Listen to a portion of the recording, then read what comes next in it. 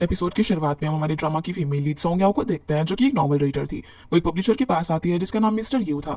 वो सॉन्ग को बोलता है कि तुम्हारी स्टोरी तो काफी अच्छी है, लेकिन इसके अंदर सिर्फ रोमांस है। पर हमारे रीडर्स को रोमांस के साथ साथ सस्पेंस, ड्रामा, थ्रिल ये सब भी चाहिए होता है, इसलिए हम ये नॉवल एक्सेप्ट नहीं कर सकते। जो सुनकर सॉन्ग उसे काफी मनाने की कोशिश भी करती है ताकि वो उसकी नॉवल को एक्सेप्ट कर ले, लेकिन मिस्टर यू नहीं मानता। वो उसे एक बियर का ग्लास ऑफर करता है और सॉरी बोल के जाने को कहता है। जो सुनकर सैड होकर वो यहाँ से चली जाती है।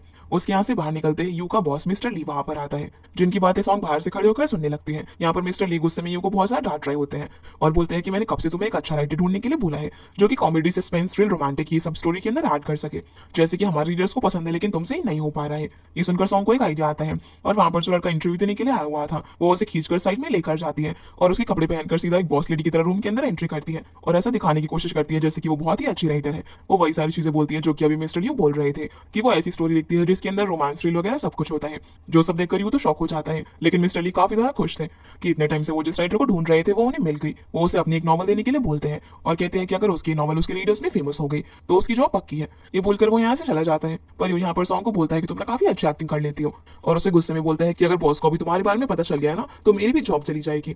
लेकिन सॉन्ग यहाँ पर उसे थोड़ा टाइम मांगती है ताकि वो एक अच्छी नॉवल लिख सके जैसे कि वो लोग चाहते हैं। और अब क्योंकि मिस्टर यू के पास और कोई चारा भी नहीं होता इसलिए वो उसे टाइम दे देते हैं। रात में अब सॉन्ग अपनी नॉवल के बारे में सोच रही थी कि भला वो क्या लिखे, क्योंकि उसे कुछ भी समझ में नहीं आ रहा था। तभी वो मिस्टर यू का जो दिया हुआ गिफ्ट था उसे देख रही थी, जिससे कि उसे एक आइडिया आता है और वो लिखना चालू करती है। यहीं पर ही सीन कट हो जाता है। इसके बाद हमें यहाँ से सीधा एक क्लब का सीन दिखाया जाता है जहाँ पर एक वेटर ग्लास के अंदर ड्रिंक लेकर जा रहा था। उसके कान में ब्लूटूथ से यहाँ पर कोई इंस्ट्रक्शन दे रहा था। वो बताता है कि कैसे एक बहुत ही स्पेशल ग्लास है जिसके अंदर ट्रांसमीटर लगा हुआ है।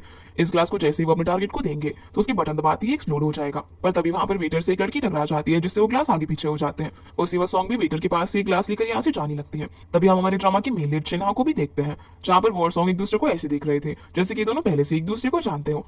जहाँ पर हम नोटिस करते हैं कि वो भी किसी से ब्लूटूथ से बात कर रही थी, जो कि उसके दो फ्रेंड्स थे, जिनमें से एक का नाम जीसुन है और दूसरी फ्रेंड का नाम शुआंग है। वो सीधा अब यहाँ से एक आदमी मिस्टर शन के पास जाती है। पहले तो उसके बॉडीगार्ड उसे चैन के पास नहीं जाने देते, लेकिन जैसे ही सॉन्ग अपने ग्लासेस हटाकर चैन को देखने लगती है तो एक तरीके से वो हिप्नोटाइज हो जाता है और उसे ऐसे देखने लग जाता है जैसे कि वो उसकी आइडियल गर्ल हो। असल में याओ के पास ऐसी पावर थी जैसे कि अगर वो किसी को प्यार से 3 सेकंड तक देखती है तो वो उस बंदे को आसानी से हिप्नोटाइज कर लेती है। चैन भी अब यहाँ पर याओ के जाल में फंस जाता है। वो यहाँ पर उसे बहुत ज्यादा अच्छे से बातें करने लगता है।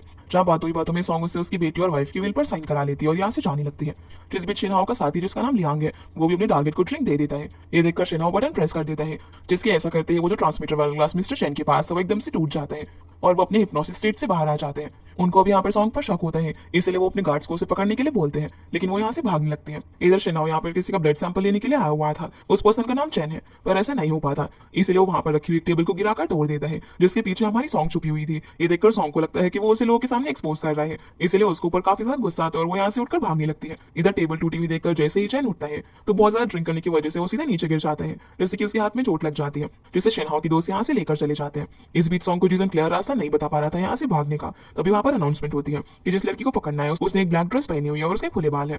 ये सुनते ही वो फटाफट से अपने बाल टाई अप कर लेती है। तभी शिनहाओ भी उसे बचाने के लिए उसके पास आता है, जहाँ सबसे पहले तो वो उसकी ड्रेस को फाड़ देता है और फिर उसके क्लोज आकर ऐसे प्रिटेंड करता है जैसे कि वो उसे किस कर रहा हो, ताकि लोग यहाँ पर उसे पहचान ना सके। और होता भी ऐसा ही, चैन के आदमी इन दोनों को इस तरीके से देखकर यहाँ से चले जाते हैं। उनके जाते ही सॉन्ग उस पर बहुत ज्यादा गुस्सा करती है, क्योंकि उसे लगता है कि पहले तो ये बंदा खुद ही मुझे एक्सपोज कर रहा था और अब जानबूझकर मुझे बचाने के बहाने में क्लोज आने की कोशिश कर रहा है, इसलिए उसे उस पर काफी गुस्सा आता है। लेकिन शिनहाओ उसे इग्नोर करके यहाँ से चला जाता है। सॉन्ग अब अपने दोस्तों के साथ वापस घर आती है, जहाँ पर वो काफी ज्यादा थकी हुई थी। वो बोलती है कि मिस्टर चैन ने अपनी वाइफ को चीट किया और सारी प्रॉपर्टी खुद के नाम पर कर दी और अपनी बीवी और बेटी को अकेला छोड़ दिया, इसलिए अबू से पता चलेगा, क्योंकि सॉन्ग ने अबू से डॉक्यूमेंट्स पर साइन करवा के उसकी वाइफ की प्रॉपर्टी उसे वापस दे दी थी। इसलिए वो फटाफट से उन्हें डॉक्यूमेंट्स भेज देते हैं और सॉन्ग यहाँ पर अपनी फेवरेट आइडल का पोस्टर लेकर आई हुई थी, जिसके साथ वो यहाँ पर फोटोज क्लिक करवाने लगती है और काफी ज्यादा खुश होती है। दूसरी तरफ हम शिनहाओ और उसके फ्रेंड्स को आपस में बात करता हुआ देखते हैं, जिनको चैन का ब्लड सैंपल मिल गया था। पर यहाँ पर दोनों फ्रेंड्स एक दूसरे को आपस में ब्लेम कर रहे थे कि उनकी वजह से गड़बड़ी हो गई, वो लोग पकड़े भी जा सकते थे, जिनकी इस सब बातों पर कोई भी ध्यान नहीं देता। इसके बाद हम जीसन को देखते हैं, जो आके बताता है कि मिस चैन ने उन्हें पैसे दे दिए हैं, जिन पैसों को वो तीनों आपस में डिवाइड कर लेते हैं और फिर खाना ऑर्डर करने के लिए बोलते हैं। पर दोनों ही गर्ल्स यहाँ पर जीसन को खाना ऑर्डर करने के लिए बोलती है। वो कहता है कि बोला मैं कि तुम दोनों को खाना खिलाओ, तुम मेरे घर पे रहते हो और खाना भी मैं ही खिलाऊं तुमको। पर ये लोग किसी तरीके से उसके फोन से ही खाना ऑर्डर कर देते हैं। यहाँ से फिर सॉन्ग में अपनी नरेशन में बताती है कि कैसे 15 साल से ये तीनों फ्रेंड्स हैं, पर एक दिन जब आसमान में शूटिंग स्टार गिर रहा था उसका एक पार्टिकल उसकी आंखों में चला गया। तभी से उसके साथ कुछ अजीब चीजें होने लगी। वो जब भी किसी आदमी को 3 सेकंड तक देखती है तो वो उसके प्यार में गिर जाता है, जिस सबकी वजह से उसके पीछे हमेशा काफी लड़के पड़े रहते थे। लेकिन जैसे ही उन्हें कोई शौक लगता तो वो उस हिप्नोसिस स्टेट से बाहर आ जाते और अब वो अभी अपनी इसी एबिलिटी का यूज करके पैसा कमा रही है। अगले दिन यहाँ से हमें एक कंपनी का सीन दिखाया जाता है, जहाँ पर मिस्टर शिन चैन के आने का वेट कर रहे थे। उसके वहां पर आते ही वो उसे बोलते हैं कि आज इतनी इंपॉर्टेंट मीटिंग है और तुम आज भी लेट आए हो। असल में वो उसके अंकल होते हैं। तभी वहां पर उसके डैड मिस्टर जी भी आ जाते हैं हैं, जो बोलता है कि तुम इतने नालायक हो, तुम्हें मैं वाला कैसे कंपनी दे दूं। लेकिन शेन यहाँ पर चैंग की साइड लेता है और बोलता है कि उसका एक्सीडेंट हो गया, इसलिए वो थोड़ा लेट हो गया आने में, और वो ऐसे भी दिनों से काम कर रहा था। लेकिन मिस्टर जी को पता होता है कि उनका बेटा बिल्कुल भी कैपेबल नहीं है, और बोलता है कि तुम्हारी मॉम और तुम्हारे अंकल ने तुम्हें सर पर चढ़ा रखा है। फिर वो सभी लोग अब मीटिंग रूम की तरफ जा रहे होते हैं। अब जैसे ये लोग मीटिंग रूम में पहुंचते हैं तो वहां पर पहले से शेनहाओ बैठा हुआ था, जिसे देखकर मिस्टर जी उससे पूछ लेते हैं कि आखिर तुम कौन हो। तो वो यहाँ पर सभी के सामने खुद को जी चुआंग कहकर इंट्रोड्यूस करता है।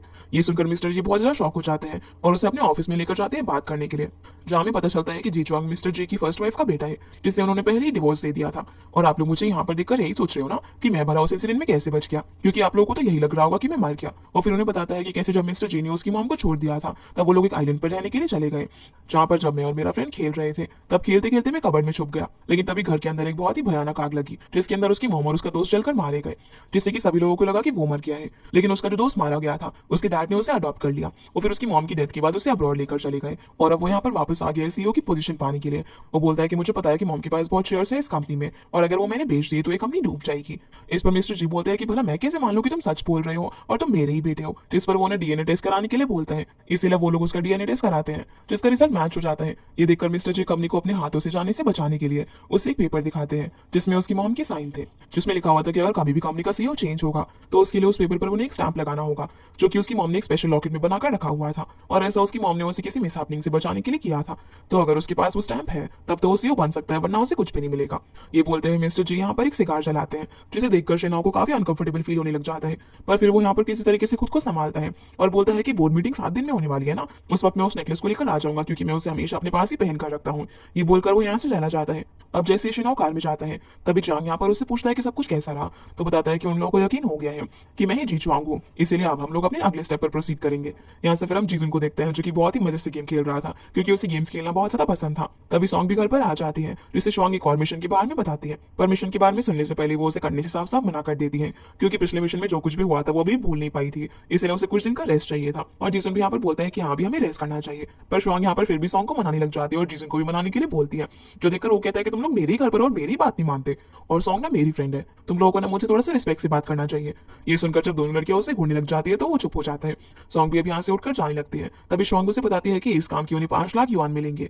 जो है इतना पैसा सुनकर ये दोनों ही फटाफट से हाँ बोल देते हैं। सॉन्ग अब यहाँ पर उसे मिशन की डिटेल्स बताने लग जाती है, जो कि असल में कोई और नहीं बल्कि शेनहाओ का मिशन था, जिसमें सॉन्ग को उसके पास जो नेकलेस है वो उसे लेना था, और इस काम के लिए उसके पास 7 दिन है। जहाँ पर शेनहाओ की शक्ल देखते हुए उसे गुस्सा आने लग जाता है, क्योंकि उनकी पहली मीटिंग बिल्कुल भी अच्छी नहीं रही थी। इसलिए बोलती है कि वो उसे हिप्नोटाइज करके ये काम तो आसानी से करवा सकती है, और मान जाती है। इसके बाद सॉन्ग और उसके दोस्त अब शेनहाओ की पूरी इन्फॉर्मेशन निकालते हैं, और अब उनके पास 6 दिन थे उसका नेकलेस पाने के लिए। दूसरी तरफ हम शेनहाओ को उसके फ्रेंड्स के साथ देखते हैं, जहाँ पर शेनहाओ से एक फेक नेकलेस प्रिपेयर करने के लिए बोलता है, क्योंकि वो ना ही जी चुआंग था और ना ही उसके पास वो रियल नेकलेस था। इस पर जांग कहता है कि अगर उन लोगों को पता चल गया कि ये फेक नेकलेस है तो ये सब करने के लिए वो लोग जेल भी जा सकते हैं, इसलिए उन्हें कोई और रास्ता ढूंढना होगा। ये सुनकर शेनहाओ को अच्छे से याद करने के लिए बोलती है, क्योंकि वो बचपन में जी चुआंग से मिला था, तो क्या उसे उस नेकलेस के बारे में कुछ याद हो सकता है, क्योंकि वो फायर इंसिडेंट में वो नेकलेस भी डिस्ट्रॉय हो गया होगा।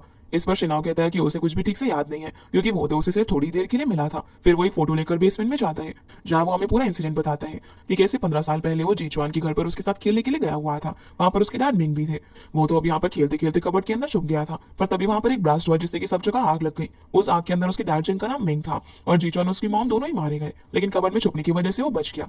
पर उसे वहां पर एक कफलिंग मिला था, जिसे कि उसने अपने पास रख लिया। वो जरूर चैंग फैमिली में से किसी का है, और उसे पूरा शक है कि वो इंसिडेंट कोई एक्सीडेंट नहीं था, बल्कि किसी ने जानबूझकर जीचुआंग और उसकी मॉम को मरवाया था। इसलिए वो सच का पता लगाने के लिए यहाँ पर आया है और जीचुआंग की आइडेंटिटी का इस्तेमाल कर रहा है। बेसमेंट के अंदर भी हम देखते हैं कि उसने चैंग फैमिली के बारे में सारी इन्फॉर्मेशन इकट्ठा की हुई थी। यहाँ पर काफी सारी फोटोज लगी हुई थी। यहाँ पर वो आग बंद करके फ्लैशबैक को याद करने की कोशिश करता है, जहाँ पर उसे याद आता है कि जीचुआंग को उसकी मॉम डांट रही थी, क्योंकि उसकी मॉम ने उसे जो लॉकेट दिया था वो उसने किसी और लड़की को दे दिया था। वो उसे यहाँ पर बोलती है कि ये लॉकेट बहुत ज्यादा इंपॉर्टेंट है, इसलिए वो उसे लेकर आए। यहाँ पर उसे उस लड़की की ब्लरी इमेज भी याद आती है, जिसके पास वो नेकलेस था, और अब वो बाहर आकर अपने दोस्तों को 15 साल पहले उस स्टूडियो को कॉन्टैक्ट करने के लिए बोलता है, जहाँ पर जीचुआन और उस लड़की की फोटो खींची गई थी, ताकि वहां से उन्हें उस लड़की के बारे में कोई इन्फॉर्मेशन मिल सके। जिसके बाद हम सॉन्ग को देखते हैं, जो अपनी मॉम को हॉस्पिटल में देखने के लिए गई हुई थी, जहाँ हमें पता चलता है इसकी मॉम 10 सालों से कोमा में ही है, इसीलिए अपनी मॉम को उठ जाने के लिए बोलती है। जहाँ हमें पता चलता है कि उनका एक्सीडेंट हुआ था, जिसकी वजह से उसकी मॉम कोमा में है। उसी वक्त सॉन्ग को एक मैसेज आता है और वो यहाँ से फटाफट निकल जाती है। फिर हम शेनहाओ को एक प्ले एरिया में देखते हैं, जहाँ पर वो रॉक क्लाइंबिंग कर रहा था। पहले से वहां पर सॉन्ग पहुंची हुई थी। वो इमेजिन करती है कि वो यहाँ से गिरने की एक्टिंग करेगी, और शेनहाओ के पास आकर जैसे उसकी आंखों में देखेगी तो वो हिप्नोटाइज हो जाएगा, जिससे कि वो उसके गले से लॉकेट निकाल निकाल लेगी, लेकिन जैसे ही वो रियल में गिरती है तभी शिनहाओ उसे पकड़ लेता है। और जब सॉन्ग उसे हिप्नोटाइज करने का ट्राई करती है तो उस पर इस चीज का कोई भी असर नहीं होता। ये देखकर वो काफी ज्यादा शॉक हो जाती है और उसका ये प्लान फेल हो जाता है। यहाँ से अब हम मिस्टर शेन को देखते हैं जो कि चेंग और उसकी मॉम के साथ होते हैं। यहाँ पर मॉम ज्यादा गुस्से में थी और बोलती है कि मैंने अभी तक इतना कुछ किया है कंपनी के लिए और मेरे बेटे की जगह भला कोई और सीईओ कैसे बन सकता है। चेंग भी यहाँ पर बोलता है कि जीचुआंग तो मर गया था तो भला वापस कैसे आया। इस पर अंकल शेन बोलते हैं कि उस वक्त वहां पर 2 डेड बॉडीज थी तो उन्हें लगा कि वही जीचुआंग होगा और उनका फ्यूनरल भी उन्होंने काफी जल्दबाजी में करवाया था, इसीलिए उन्होंने कभी सोचा ही नहीं कि वहां पर कोई और भी हो सकता है। वैसे वो तुमसे बड़ा है तो ये पोजीशन उसे ही मिलनी चाहिए, लेकिन मैं ऐसा नहीं होने दूंगा और सीन यहीं पर कट हो जाता है। इसके बाद हम शिनहाओ को एक क्लब में देखते हैं जहां पर चंग ने उसे बुलाया हुआ था। वो शिनहाओ को यहाँ पर कुछ पैसे देकर वापस चले जाने के लिए बोलता है पर वो नहीं मानता, जो देखकर वो कुछ गार्ड्स को शिनहाओ को पीटने के लिए बोलता है, लेकिन शिनहाओ तो उनसे बहुत ही अच्छी फाइट करता है और सभी को नीचे गिरा देता है। ये देखकर चंग डरने लग जाता है कि कहीं अब उसकी बारी ना हो पिटने की। इसी बीच हम क्लब के बाहर सॉन्ग और उसके फ्रेंड्स को देखते हैं जहाँ पर सॉन्ग काफी ज्यादा ड्रंक थी। वो यहाँ पर सॉन्ग से बोल रही होती कि भला उसका हिप्नोसिस शिनहाओ पर काम क्यों नहीं किया। ये सुनकर सॉन्ग उससे बोलती है कि कहीं ऐसा तो नहीं कि कहीं उसकी पावर सब खत्म हो गई हो। तभी जीजुन भी यहाँ पर उन्हें बताता है कि इस क्लब के अंदर अभी शिनहाओ आया हुआ है। ये सुनते ही सॉन्ग एक आदमी के पास जाती है जो ये क्लब में एंट्री ले रहा था। वो उसे हिप्नोटाइज करके उसके साथ अंदर चली जाती है। इधर शिनहाओ जब चेंग के साथ होता है तभी वहां पर सॉन्ग आकर उसे खींचकर लेकर जाती है और उसे 3 सेकंड तक उसकी आंखों में देखने के लिए बोलती है। जहाँ उसके काफी बार ट्राई करने पर भी जब कुछ नहीं होता तो वो उसे रोक देता है और बोलता है कि 3 सेकंड हो गए। ये बोलकर फिर वो उसके क्लोज आने लग जाता है, जो देखकर सॉन्ग काफी डर रही थी। तभी क्लब के अंदर एंट्री होती है एक रिच और हैंडसम लड़के की जिसका नाम शेनसेलिन है। वो बहुत ज्यादा सेल्फ ऑब्सेस्ड पर्सन होता है। उसे लगता है कि उससे ज्यादा हैंडसम कोई है ही नहीं यहाँ पर। वो जैसे ही शिनहाओ और सॉन्ग को साथ में देखता है तो वहां पर आकर उन्हें रोक देता है। अब जैसे ये दोनों एकदम से उसकी तरफ देखते हैं तो सॉन्ग के साथ उसका आई कॉन्टैक्ट होने की वजह से वो हिप्नोटाइज हो जाता है और सॉन्ग उसे उसके आइडियल वुमन लगने लगती है। वो यहाँ से शिनहाओ को हटने के लिए बोलता है और सॉन्ग को प्रोटेक्ट करने की बातें करने लगता है। वो अपने बारे में यहाँ पर बताने भी लग जाता है कि कैसे वो कितना ज्यादा हैंडसम है और ये सारी चीजें। पर तब यहाँ पर उसका बड़ा भाई आ जाता है जिसे देखकर शेलिन डर जाता है क्योंकि उसके बड़े भाई के सामने उसकी बिल्कुल भी नहीं चलती थी। शेलिन का भाई नया सीईओ बनने के लिए शिनहाओ को कांग्रेचुलेट करता है और शेलिन को काम पर ध्यान देने के लिए बोलता है, लेकिन उसका दिल तो सॉन्ग पर आ गया था। अगली सुबह अब शुआंग आकर सॉन्ग को जगाती है और उसे एक पेपर दिखाती है जिसे देखकर दोनों एक्साइटेड हो जाते हैं। दूसरी तरफ हम जियांग को देखते हैं, उसने पेपर में न्यूज दी हुई थी कि कैसे शिनहाओ एक लड़की को ढूंढ रहा है जिससे वो बचपन में एक आइलैंड पर मिला था। जिसकी ऐसी हरकतें देखकर शिनहाओ से बोलने लग जाता है कि आखिर वो ये सब क्या कर रहा है। पर जियांग बताता है कि उनके पास यही एक आखिरी ऑप्शन है उस लड़की को ढूंढने का, क्योंकि फोटो स्टूडियो से कॉन्टैक्ट करने पर भी उन्हें वो फोटोज नहीं मिल पाई थी। दूसरी तरफ शुआंग सॉन्ग को बताती है कि जिस लड़की को ढूंढ रहा है वो भी तुम्हारे होम टाउन से ही है, इसीलिए अब तुम्हारा उसके क्लोज जाना और भी आसान हो जाएगा। सॉन्ग उसे बताती है कि कैसे उसके लिए उसे एक टेस्ट देना होगा जिसकी उसे प्रिपरेशन कराती है। ये टेस्ट एक हॉल के अंदर होने वाला था जहां पर रे जियांग और शिनहाओ वेट कर रहे थे। वहां पर काफी सारी लड़कियां आती है जिनमें से एक सॉन्ग भी थी। उसे देखकर शिनहाओ हैरान हो जाता है और बोलता है कि ये यहाँ पर क्यों आई है, ये ना एक स्कैमर लड़की है। जैसे अब टेस्ट शुरू होता है तो सॉन्ग के प्रिपेयर किए हुए सारे क्वेश्चन वहां पर आए हुए थे, इसीलिए सॉन्ग काफी अच्छे से उनका जवाब देती है। टेस्ट के खत्म होने के बाद उसके रिजल्ट रे जाकर शिनहाओ को दिखाती है जिसमें सबसे ज्यादा सही जवाब सॉन्ग ने दिए थे। पर वो उसका नाम लिस्ट में से काट देता है क्योंकि उसे लग रहा था कि वो एक स्कैमर है और उसे फंसाने के लिए यहाँ पर आई हुई है, इसीलिए अब रे बाकी क्वालिफाई की हुई लड़कियों के नाम लेती है। अब जब लिस्ट के अंदर सॉन्ग का नाम नहीं होता तो वो गुस्से में रे से जाकर पूछती है कि भला उसका नाम लिस्ट के अंदर क्यों नहीं है, और खुद ही उससे फाइल छीन कर देखती है जिसमें उसका नाम काटा हुआ था। ये देखकर वो काफी गुस्सा करती है और पूछती है कि मेरा नाम कट क्यों किया हुआ है। तो रे बोलती है कि शिनहाओ ने कहा है कि तुम कभी भी उसकी फ्रेंड नहीं हो सकती। पर जब सॉन्ग यहाँ से जाने को नहीं मानती तो रे उसे गार्ड्स की मदद से यहाँ से बाहर निकलवा देती है। उसके जाने के बाद शिनहाओ सभी लड़कियों से यहाँ पर सवाल करता है कि 26 जुलाई 2006 में जब वो उनसे आइलैंड पर मिला था तब उसकी जो फ्रेंड थी उसने कौन से कलर की स्कर्ट पहनी हुई थी। जिस बात का जवाब कोई भी नहीं दे पाता तभी सॉन्ग वहां पर अंदर आती है। वो शिन को यहाँ पर बहुत बुरा भला कहने लग जाती है और सारी लड़कियों को भी बोलती है कि एक प्ले बॉय है, वो सिर्फ उन्हें परेशान करने के लिए सब कर रहा है, इसलिए उसके जाल में मत फंसो। और उसे जवाब देती है कि उस टाइम आइलैंड में काफी ज्यादा ठंड रहती है तो उसने उस वक्त स्कर्ट नहीं पहना था। ये बोलकर वहां से जाने लगती है और शिनहाओ उसे देखता रह जाता है, जो सुनकर शिनहाओ को भी यकीन हो जाता है कि यही वो लड़की है, इसीलिए वो भी उसके पीछे जाने लगता है। जिनकी ये सारी बातें ब्लूटूथ से शुआंग सुन रही थी। वो यहाँ पर सॉन्ग को बोलती है कि बाहर ना वो कुछ सीन क्रिएट करवाने की कोशिश करेगी जहाँ वो उसके सामने सिंपैथी बटोरने की कोशिश करे ताकि उसको उस पर और ज्यादा यकीन हो जाए। जैसे अब सॉन्ग बाहर जाती है तो वहाँ पर कुछ गुंडों को देखती है जिससे उसे लगता है कि शुआंग ने उन गुंडों को वहाँ पर एक्टिंग करने के लिए भेजा हुआ है। पर तभी वहाँ पर मिस्टर चैन आ जाता है। ये गुंडे उसके थे जो कि उसने उस सॉन्ग को मारने के लिए भेजे थे क्योंकि उसने उसकी प्रॉपर्टी डॉक्यूमेंट साइन करा के अब उसकी वाइफ को दे दी थी। जहाँ बोलता है कि उस दिन पता नहीं तुमने मेरे ऊपर कैसे स्पेल कर दिया था, जैसे मैंने तुम्हें देखा तो तुम्हारी सारी बात मानने लगा, लेकिन आज तुम यहाँ से बचकर नहीं जा सकती। ये बोलकर वो अपने गुंडों को उसे पीटने के लिए बोलता है। अब जैसे वो उसे पीटने वाले थे तभी वहां पर शिनहाओ उसे बचाने के लिए आ जाता है। वो उसे साइड में खड़ा करके पुलिस को कॉल करने के लिए बोलता है और खुद उन गुंडों से फाइट करने लग जाता है। जिस बीच एक गुंडा सॉन्ग को पकड़ लेता है जिसे बचाने के चक्कर में शिनहाओ के हाथों में चाकू लग जाता है। पर तभी वहां पर पुलिस भी पहुंच जाती है, इसलिए वो सारे गुंडे यहाँ से भाग जाते हैं। अब जैसे ही सॉन्ग देखते हैं कि शिनहाओ के हाथों में चोट लगी है तो उसे बैंडेज कर देती है। जिस बीच शिनहाओ उसे प्यार से देख रहा था तभी वो देखता है कि सॉन्ग की नेक पर भी थोड़ी सी चोट लगी है, इसलिए वो उसकी भी मेडिसिन लगा देता है। जहाँ पर सॉन्ग सोच रही होती है कि मुझे नहीं इससे अच्छे से बात करनी होगी और उसके क्लोज जाना होगा। इसलिए इनकी जो पहली मीटिंग थी उसके लिए दोनों एक दूसरे को सॉरी बोलते हैं और अब इनके बीच में सब कुछ सॉर्ट आउट हो जाता है। यहाँ पर शेनाओ को भी रियलाइज हो जाता है कि ये लड़की इतनी बुरी नहीं है क्योंकि उसने चैन और उसकी वाइफ की मदद की है। यहाँ से अब जैसे ही सॉन्ग वापस से घर जाती है तो सबसे पहले तो वो शॉन्ग पर गुस्सा करती है क्योंकि उसे लगा था कि वो गुंडे उसने भेजे हैं, पर शॉन्ग उसे बोलती है कि उनके पास इतने पैसे नहीं है कि वो एक्टर्स को हायर कर सके। पर वो यहाँ पर उन्हें बताती है कि कैसे सब कुछ अच्छा हुआ और अब वो शेनाओ के क्लोज जाकर जल्दी उससे वो लॉकेट ले लेगी। दूसरी तरफ शेनाओ भी जियांग को ये बता रहा होता है कि उसे लगता है कि यही वो लड़की है, इसलिए वो उसके क्लोज जाकर वो लॉकेट ले लेगा। तभी रे वहां पर आकर वो बैंडेज चेंज करने के लिए बोलती है लेकिन वो मना कर देता है। ये देखकर जियांग बोलता है कि सॉन्ग ने किया है ना इसीलिए मना कर रहा है, जो देखकर रे को अच्छा नहीं लगता क्योंकि वो शेनाओ को पसंद करती थी। अगले दिन अब जैसे ही सॉन्ग अपनी शॉप से बाहर आती है तभी वहां पर शेनाओ से लेने के लिए आ जाता है और उसे अपने साथ डेट पर चलने के लिए बोलता है, जो सुनकर वो उसे मना करने लगती है लेकिन वो उसे अपनी कार में बैठा देता है। पर कार में बैठकर भी सॉन्ग काफी ज्यादा बाहर निकल रही थी। वो किसी भी तरीके से घर के अंदर जाकर अपना ब्लूटूथ डिवाइस लेना चाहती थी ताकि अगर कोई मुसीबत हो तो उसके दोस्त बीच में आकर संभाल ले, लेकिन वो उसे जाने ही नहीं देता। सबसे पहले वो उसे नई ड्रेस खरीदवाने के लिए मॉल के अंदर लेकर जाता है जहां पर वो उसे एक रिवीलिंग ड्रेस पहनने के लिए देता है ताकि उसने जो नेकलेस पहना है वो उसे देख सके। जो देखकर सॉन्ग को लगता है कि वो ना इस पर लट्टू हो गया और फ्लर्ट करने की कोशिश करेगा, इसीलिए जब वो उस ड्रेस को पहन कर आती है तो उसने उसके अंदर एक वॉर्मर पहना हुआ था। वो बोलती है कि ऐसे काफी फैशनेबल लग रहा है ना और ये मुझे ठंड से भी बचाएगा। जो देखकर शन कुछ भी नहीं बोल पाता, जिसके बाद वो उसे एक रेस्टोरेंट में डिनर के लिए लेकर जाता है जहां पर वो जियांग को सब कुछ अरेंज करने के लिए बोलता है। इस बीच सॉन्ग भी श्वांग को आने के लिए बोल देती है। अब दोनों जब रेस्टोरेंट में बातें कर रहे थे तभी वहां पर चले आ जाता है। वो सॉन्ग को यहाँ पर देखकर फिर से उस पर लट्टू हो गया था और उसे घूरने लग जाता है, जो देखकर शेनाओ से बात करने के लिए साइड में लेकर जाता है। वो बोलता है कि ये जगह मैंने आज के लिए रिजर्व की हुई है इसलिए तुम यहाँ से चले जाओ। इस पर वो बोलता है कि ये रेस्टोरेंट हमारा ही है इसलिए मैं यहाँ पर कभी भी आ सकता हूँ। अब जब वो नहीं मान रहा होता तो शेनाओ उसके भाई को कॉल लगा देता है, इसलिए अब ना चाहते हुए भी उसे यहाँ से जाना पड़ता है। अब जब ये लोग बैठे हुए थे तभी वहां पर जियांग वेटर बनकर आ जाता है, जो ड्रिंक सर्व करने के बहाने उसे सॉन्ग के ऊपर गिराने वाला था, लेकिन तभी श्वांग वहां पर सही समय पर आकर ड्रिंक गिरने से बचा लेती है जिससे कि उनका प्लान फेल हो जाता है। साथ ही वो यहाँ पर उसे ब्लूटूथ डिवाइस भी दे देती है ताकि इससे वो लोग एक दूसरे कनेक्ट कर सके। इसके बाद शेना और सॉन्ग दोनों डांस करने के लिए उठते हैं, जहाँ डांस करने के बहाने दोनों एक दूसरे की लॉकेट को छूने का ट्राई कर रहे थे, जहाँ दोनों को ये तो पता चल जाता है कि उन्होंने गले में कुछ ना कुछ तो पहना हुआ है, इसलिए जिसे लाइट ऑफ कर देता है ताकि डांस करते करते सॉन्ग उसके गले से वो लॉकेट निकाल सके।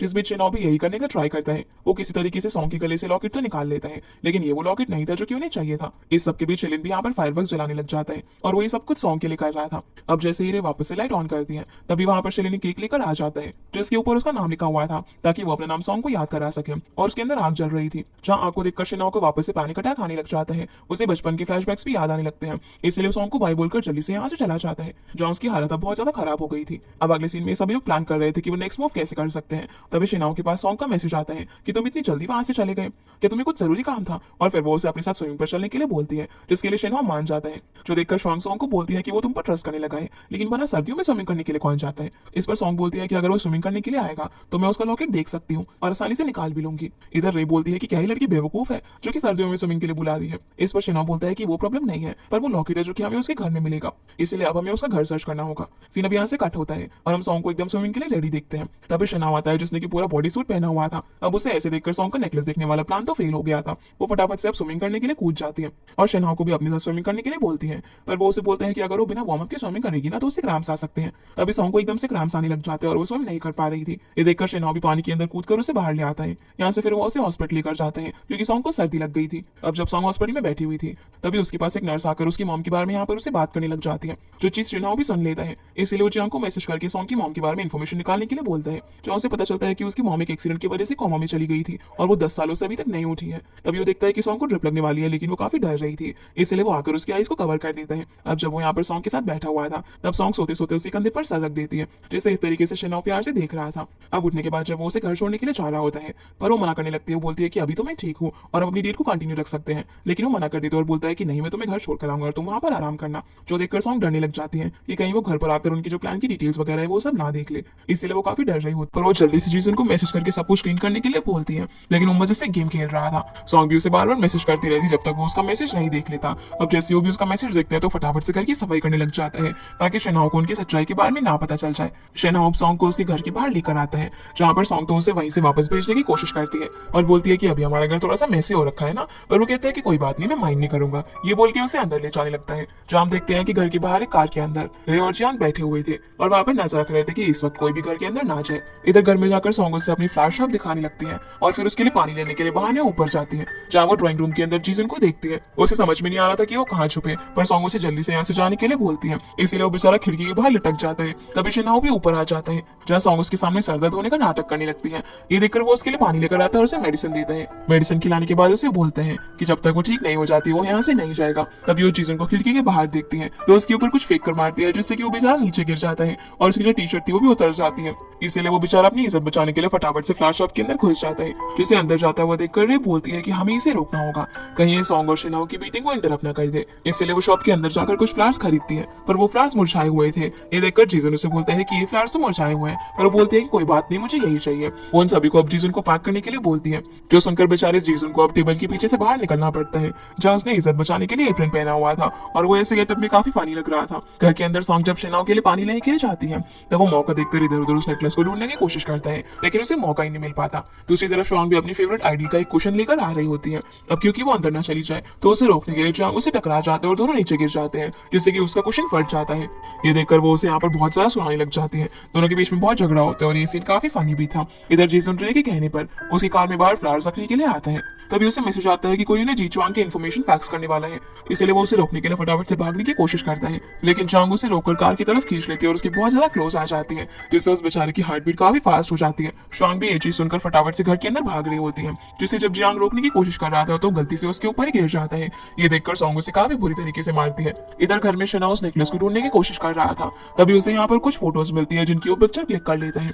उसी वक्त सॉन्ग को भी वो इन्फॉर्मेशन वाली बात पता चलती है, तो वो फटाफट से फैक्स मशीन बंद कर देती है ताकि ये चीज शिनाओ ना देख पाए। और अब क्योंकि उससे कुछ इन्फॉर्मेशन मिल चुकी थी, इसलिए वो उसे अपने ध्यान रखने के लिए बोलकर यहाँ से चला जाता है, जिसके जाते ही सॉन्ग की जान में जान आती है। शिनाओ जैसे ही अपने घर जाता है तो अपने फ्रेंड्स को फोटो दिखाता है, जिसमें एक डॉल ने वो लॉकेट पहना हुआ था और ये उसकी होम टाउन की पिक्चर थी। ये देखकर वो दोनों ही खुश हो जाते हैं, पर बेचारे जियांग की चेहरे की हालत यहाँ पर काफी बुरी हो गई थी शुआंग से मार खाने के बाद। शिन बोलता है कि कल वो सॉन्ग को उसके होम टाउन लेकर जाएगा, जहाँ पर वो किसी तरीके से उस नेकलेस को ले सके। फिर हम सॉन्ग और उसके दोस्तों देखते हैं। ये तीनों आज उनके साथ क्या क्या हुआ इस सब के बारे में सोच रहे थे।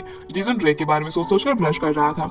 रे भी यहाँ पर उन फ्लावर्स को डस्टबिन में फेंकने वाली थी, लेकिन वो ऐसा नहीं करती। शुआंग भी गुस्से में जियांग के बारे में सोच रही थी और बेचारा जियांग भी अपनी चोट की दर्द की वजह से शुआंग को याद कर रहा था। इसके अलावा सॉन्ग और शिनाओ भी दोनों एक दूसरे के बारे में सोच रहे थे कि कैसे उन दोनों एक दूसरे के साथ अपना डे स्पेंड किया। अगले दिन अब शिनाओ सॉन्ग को लेने के लिए आता है और दोनों बोट से उसके होम टाउन जाते हैं। अब वो लोग वहाँ पर घूम ही रहे थे, पर तभी वहाँ पर शिलिन भी आ जाता है, जो सॉन्ग को फिर से देखकर उसके पीछे पड़ जाता है, जिससे बचने के लिए सॉन्ग उससे बोल देती है कि हम तो बोट से घूमने जाने वाले हैं, तो वहां से जाकर टिकट ले आओ वरना सारे टिकट सोल्ड आउट हो जाएंगी। जो सुनकर सेलिन टिकट लेकर बोट में बैठ जाता है और उनका वेट करने लग जाता है, पर बोट चल पड़ती है।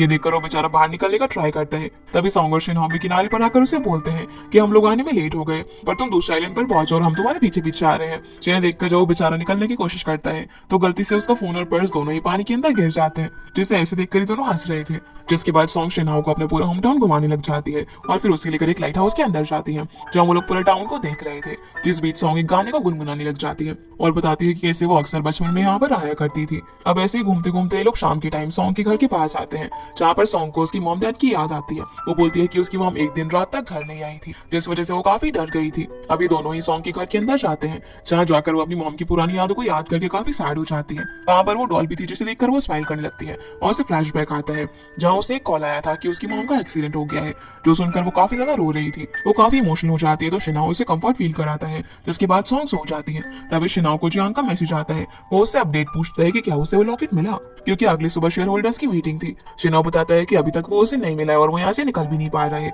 जो सुनकर लियांग उसे किसी भी तरह सुबह तक वहां पर आने के लिए बोलता है, जिस बात का शिन कोई भी जवाब नहीं देता।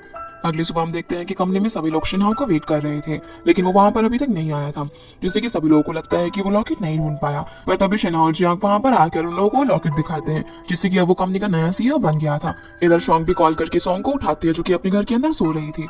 जब सॉन्ग उस लॉकेट का फोटो देखती है तो उसे रियलाइज होता है कि ये तो उसी का लॉकेट है, जो कि उसे उसके बचपन के फ्रेंड जीचोंग ने दिया था, जिसे वो जुआंग के नाम से जानती थी। लेकिन अगर शिनहो जीचोंग होता तो उसे उसके साथ बिताए हुए बचपन के मोमेंट याद होते। इसलिए अब उसे समझ में आ जाता है कि ये पर्सन झूठा है, जो कि जीचोंग की आइडेंटिटी चुरा कर यहाँ पर आया हुआ है। इधर शिनहो जो प्रेस कॉन्फ्रेंस के अंदर होता है, तभी सॉन्ग वहां पर आकर उसे बोलने लग जाती है कि तुम ना एक नंबर के झूठे हो, और यहाँ पर वो सभी को बताने वाली होती है कि कैसे वो जीचोंग नहीं है। लेकिन जैसे ही सॉन्ग उसकी आंखों में दिखता है तो इस बार वो हिप्नोटाइज हो जाता है और वो उसके पास आकर सभी के सामने उसे किस कर देता है, जो देखकर सभी लोग शॉक हो जाते हैं। शिनहो को भी समझ नहीं आता कि आखिर उसने क्या कर दिया और वो सॉन्ग को यहाँ से लेकर भाग जाता है। लेकिन जब भी वो सॉन्ग को देख रहा था तो वो आउट ऑफ कंट्रोल हो जा रहा था। इसके बाद हम मिस्टर जी और मिस्टर शन को देखते हैं, जो कि सॉन्ग के बारे में इन्फॉर्मेशन निकलवाते हैं, जिसकी सारी डिटेल्स देखकर मिस्टर शन को याद आता है कि इनको उन्होंने शन का लॉकेट लाने के लिए बोला था, लेकिन वो ये काम नहीं कर पाई। फिर हम सॉन्ग को देखते हैं, जो कि बहुत ज्यादा अपसेट थी क्योंकि वो अपना टास्क पूरा नहीं कर पाई थी। सॉन्ग और जीजन भी इस बारे में बात कर रहे थे। जैसे ही सॉन्ग वहां पर आती है तभी सॉन्ग बोलती है कि उस पर्सन का नाम जीचोंग नहीं बल्कि शिनहो है, वो अब्रॉड से आया, हमने उसकी इन्फॉर्मेशन निकाली है। उसी वक्त इन लोगों को एक मैसेज आता है और ये मैसेज मिस्टर शेन ने किया था, जो कि उसे मिलने के लिए बुलाता है। वो सॉन्ग से बोलता है कि वो उसका साथ दे और शिनहाओ के क्लोज रहकर उसका इन्फॉर्मेशन निकाले। ऐसा करने के लिए वो उसे एक बहुत ही बड़ा अमाउंट भी ऑफर करता है। दूसरी तरफ शिनहाओ भी कंफ्यूज था कि उसने भला सॉन्ग को किस क्यों किया। वो जियांग को बोलता है कि वो सॉन्ग को जाकर एक चेक दे दे, क्योंकि वो लॉकेट उसी का है, इसलिए वो उसे उसका कंपनसेशन देना चाहता है। इसीलिए अगले दिन जियांग सॉन्ग की शॉप में जाकर उसे चेक देता है और बताता है कि लॉकेट के लिए शिनहाओ ने भिजवाया है। शिनहाओ बाहरी कार के अंदर उसका वेट कर रहा था। जहाँ पर जियांग को देखते ही सॉन्ग को तो गुस्सा आ जाता है, वो उसे मारने के लिए भागती है। सॉन्ग भी डायरेक्ट शिनहाओ से बात करना चाहती थी, इसलिए वो जाकर कार में बैठ जाती है, जहाँ पर वो फिर से उसे अपनी आंखों से कंट्रोल करती है, क्योंकि अब उसके ऊपर उसका मैजिक काम कर रहा था। वो बोलती है कि पूरा सोशल मीडिया ही हमारे बारे में बातें कर रहा है, तो हम लोग रियल कपल के लिए बन जाइए, हम दोनों के लिए अच्छा होगा, क्योंकि अगर तुमने अपनी बचपन की दोस्त को एकदम से ही छोड़ दिया तो सभी लोग तुम्हारे बारे में बातें बनाएंगे। जहाँ पर शिनहाओ बेचारा खुद को कंट्रोल नहीं कर पा रहा था, वो उसकी बातों पर एग्री कर जाता है और जब वो एक एक कर निकल जाती है तो वो उसे देखकर बोलता है कि यार ये कितनी क्यूट है। अब वो अपने घर में उसकी फोटो को देखकर भी गुस्सा होने लगता है, तो जियांग बोलता है कि रुको, मैं इन सारी फोटोज को ना काट देता हूँ। वो एक एक करके अब उन सारी फोटोज को श्रेड करने लग जाता है, पर जब आखिरी फोटो बची हुई थी तो शिनहाओ उसे रोकने के लिए बोलता है, लेकिन जियांग उस फोटो को भी काट देता है, जो देखकर शिनहाओ उन टुकड़ों को ही देखने लग जाता है, जिसकी इन हरकतों पर रे और जियांग दोनों को ही डाउट होने लग जाता है कि आखिर भला इसे हो क्या गया है, कहीं इसी सॉन्ग से प्यार तो नहीं हो गया। इसके बाद हम सॉन्ग को प्लानिंग करता हुआ देखते हैं, जहाँ वो बोलती है कि पहले मेरे लव का असर शिनहाओ पर नहीं हो रहा था, लेकिन अब होने लगा है। मुझे अब उससे सच्चाई निकलवानी है कि वो जीचुआंग नहीं बल्कि शिनहाओ है। मुझे अब उसके क्लोज जाना होगा, यानी कि उसने मिस्टर शेन को ऑफर एक्सेप्ट कर लिया था, जिस सबके अंदर श्वांग और जीसन भी उसका साथ देने वाले थे। अगले दिन अब ऑफिस में बोर्ड मेंबर्स की मीटिंग होती है, जहाँ पर सभी लोग ये डिसाइड करने वाले थे कि शिनहाओ पूरी कंपनी की रिस्पॉन्सिबिलिटी संभालने के लायक है भी या फिर नहीं, जिस चीज की वजह से वो थोड़ा सा टेंशन में भी होता है कि पता नहीं आज क्या होगा। अब यहाँ से फिर मीटिंग का सीन आता है, जहाँ पर मिस्टर जी सारे मेंबर से उनका ओपिनियन पूछते हैं, और क्योंकि अंकल शेन भी बोर्ड के मेंबर थे तो वो यहाँ पर सभी लोगों से बोलने लग जाते हैं कि शिनहाओ तो अभी अभी अब्रॉड से आया हुआ है, वो इतना रिस्पॉन्सिबल नहीं है कि इतनी बड़ी पोजीशन को अकेले संभाल सके, उसको अभी सब कुछ देने की जरूरत नहीं है, जिस चीज के लिए सभी लोग मान जाते हैं। ये देखकर शिनहाओ का मूड काफी खराब हो जाता है। अब जब शिनहाओ अपने कैबिन में होता है तो जियांग उसे बोलता है कि उन्होंने तो सोचा था कि आज उसे डायरेक्टर की पोजीशन मिल जाएगी, लेकिन ऐसा नहीं हुआ, और मिस्टर जी और शेन दोनों ही इतने आसानी से उसे डायरेक्टर की पोजीशन नहीं लेने देंगे। तो अब वो लोग क्या करें? अगर ऐसे ही चलता रहा तो हम लोग मिस्टर शेन की डेथ की कल्प्रिट के बारे में पता नहीं लगा पाएंगे। शिनहाओ बोलता है कि उसका जो भी कल्प्रिट है उसका इस कफलिंग से कोई ना कोई लेना देना जरूर है, जो कि मुझे उस दिन जब भी फायर इंसिडेंट हुआ था तब मिला था। तो जियांग बताता है कि उसने चेक करवाया है, ये कफलिंग कस्टमाइज बनवाया गया था कंपनी के मेंबर के लिए, पर ये किसके लिए बनवाया गया था उसकी जानकारी कंपनी के आर्काइव रूम में रखी हुई है, पर वहां पर जाने के लिए तुम्हें कंपनी का डायरेक्टर बनना होगा। इसलिए अब शिनहाओ डिसाइड करता है कि कंपनी का डायरेक्टर बनने के लिए वो कंपनी के लिए एक बहुत ही अच्छी डील लेकर आएगा, ताकि वो लोग समझ जाए कि वो डायरेक्टर बनने के लायक है। अगले सीन में हम सॉन्ग को देखते हैं, जो कि शिनहाओ को मिलने के लिए मैसेज करती है, लेकिन वो उसका मैसेज देखकर भी कोई रिप्लाई नहीं करता, क्योंकि उस बेचारे को समझ ही नहीं आ रहा था कि वो क्या रिप्लाई दे। तो सॉन्ग उसको बहुत सारे क्यूट स्टिकर बनाकर सेंड करने के लिए बोलती है। जब सॉन्ग ऐसा करती है तो उसको देखकर शिनहाओ फिर से नर्वस हो जाता है। वो जियांग के पास जाता है, जो कि लैपटॉप में कुछ इंपॉर्टेंट काम कर रहा था। वो उसका लैपटॉप ऑफ करके सॉन्ग के स्टिकर्स का रिप्लाई देने के लिए उसे बोलता है, लेकिन जियांग गुस्से में सॉन्ग को ब्लॉक कर देता है, क्योंकि उसने उसकी इतनी देर की मेहनत खराब कर दी थी। ये देखकर बेचारे शिनहाओ को तो अटैक आ जाता है। ये सब करने के लिए हम थोड़ी देर बाद जियांग को मार खाता हुआ देखते हैं। तभी रे वहां पर आ जाती है और बताती है कि सॉन्ग ने आज तक जितने भी क्लाइंट्स अटेंड किए हैं वो सभी उसको देखकर उसकी सारी बात अचानक से मानने लग जाते हैं, इसीलिए उसके पास ऐसे काम आते हैं जिसमें वो किसी से भी उसका काम निकलवा सकती है। तभी उसे याद आता है कि मिस्टर शेन ने भी ऐसे ही कुछ बोला था कि कैसे उसकी आंखों में देखकर उसने पेपर्स पर साइन कर दिया, इसलिए शिनहाओ बोलता है कि अब उससे दूर रहना ही अच्छा होगा। लेकिन तभी सॉन्ग वहां पर आकर विंडो में जोर जोर से मारने लग जाती है और बोलती है कि तुम्हारी हिम्मत कैसे आई मुझे ब्लॉक करने की। शिनहाओ को अब ना चाहते हुए उसके लिए डोर ओपन करना पड़ता है। वो बोलता है कि तुम यहाँ पर कैसे आई हो, जिसे यहाँ पर देखकर जियांग और वे चले जाते हैं। सॉन्ग अब यहाँ पर उसे गुस्से में बोलते हैं कि तुमने मुझे ब्लॉक कर दिया और मेरे मैसेज का रिप्लाई भी नहीं किया। पर तभी शिन फिर से हिप्नोटाइज हो जाता है और सॉन्ग को बोलता है कि हमें डेट पर जाना था ना, तो चलो चलते हैं, जिस चीज के लिए वो मान जाती है, और शिनहाओ से वापस से वीचैट पर ऐड करने के लिए बोलता है, जो कि वो कर देती है। दोनों अब यहाँ से एक साइंस म्यूजियम घूमने के लिए जाते हैं, जहाँ पर सॉन्ग शिनहाओ का हाथ पकड़ लेती है और बोलती है कि देखो यहाँ पर जितने भी कपल्स है ना, सबने ऐसे ही एक दूसरे का हाथ पकड़ा हुआ है। तो शिनहाओ बोलता है कि कपल्स ने ना हेयर बैंड भी पहना हुआ है, जो सुनकर वो उसे देखती रह जाती है। दोनों अब एक स्टॉल पर जाकर मैचिंग हेयर बैंड लेते हैं, जहाँ पर सॉन्ग किसी तरीके से उसका फोन लेकर सोशल मीडिया पे अपडेट करने वाली थी, लेकिन वो काफी कोशिश करने के बाद भी ऐसा नहीं कर पाती। शिनहाओ यहाँ पर उसकी काफी सारी फोटोज क्लिक करता है, जैसे कि वहाँ पर और भी कपल एक दूसरे की फोटो क्लिक कर रहे थे, जो देखकर सॉन्ग को बहुत ज्यादा अच्छा लगता है। और जब ये दोनों गेम्स खेल रहे थे तभी वहाँ पर दो लड़के इन दोनों की फोटो क्लिक कर लेती है, क्योंकि ये दोनों साथ में बहुत ज्यादा क्यूट लग रहे थे। जो चीज शिनहाओ भी देख लेता है, वो उनसे फोटो लेकर सॉन्ग को दिखाता है और बोलता है कि ये हमारा ऐसा कपल फर्स्ट फोटो है, इसीलिए मैं इसे लेकर आ गया। इसी बीच सॉन्ग उसके हाथ पर एक जला हुआ निशान देखती है, जिससे उसे याद आता है कि सॉन्ग ने उसे बोला था कि शिनहाओ ने सभी को यहाँ पर आकर ये बताया है कि कैसे जब उसके घर में 15 साल पहले आग लगी थी तब वो कबर्ड में रहकर वहां पर बच गया था, पर उस इंसिडेंट की वजह से उसकी मेमोरी चली गई। जो देखकर सॉन्ग को अब शिनहाओ पर यकीन होने लग जाता है है कि शायद वो सच बोल रहा है। तभी सॉन्ग के पूछने पर शिनहो भी उसे यही बताता है, लेकिन उसे उस मार्क को देखकर थोड़ी सी इनसिक्योरिटी हो रही थी। इसीलिए सॉन्ग एक स्टिकर लाकर उस निशान पर लगा देती है और बोलती है कि अब तुम ऐसा मत सोचना कि मैंने इस जले हुए मार्क को देखा, अब तुम ये सोचना कि मैंने इस स्टिकर को देखा था। जहाँ बातों ही बातों में दोनों एक दूसरे के काफी क्लोज आ जाते हैं और शिनहो यहाँ पर उसे किस करने वाला था, लेकिन वो खुद को कंट्रोल कर लेता है। जहाँ पर ये दोनों ही सोच रहे होते कि आखिर वो अभी क्या करने वाले थे। दोनों फिर यहाँ से स्टार्स देखने के लिए एक 3D थिएटर के अंदर जाते हैं, जहाँ सॉन्ग फिर से उसका फोन ले लेती है और बोलती है कि तुमने मेरा नाम सॉन्ग से सेव किया हुआ है, पर मैं तो अब गर्लफ्रेंड हूं ना तुम्हारी। तो वो अब उसके फोन में अपना नाम हनी के नाम से सेव कर देती है, जिस चीज पर शिनहो हाँ बोलता है, जिस बीच वो यहाँ पर उसका स्टेटस भी अपडेट कर देती है। अगले सीन में अब जब सॉन्ग घर आती है तो श्वांग और जीजुन दोनों उससे पूछने लग जाते हैं कि आज क्या हुआ, पर सॉन्ग उसको अपने डाउट के बारे में बोलती है कि शायद वो सही बोल रहे हैं। पर श्वांग बोलती है कि उसकी बॉडी पर मार्क है, इसका मतलब ये नहीं है कि उसका कैमरा नहीं हो सकता, जिसकी इस बात पर सॉन्ग को भी लॉजिक लगता है और वो सिंपैथी दिखाने की बजाय फिर से अपने प्लान पे फोकस करने लग जाती है। शिनहो भी जब घर में आता है तब जियांग वहां पर मौजूद था। वो बोलता है कि कैसा रहा सब कुछ, तो शिन बोलता है तुमने जैसा कहा था मैंने भी वैसा ही किया।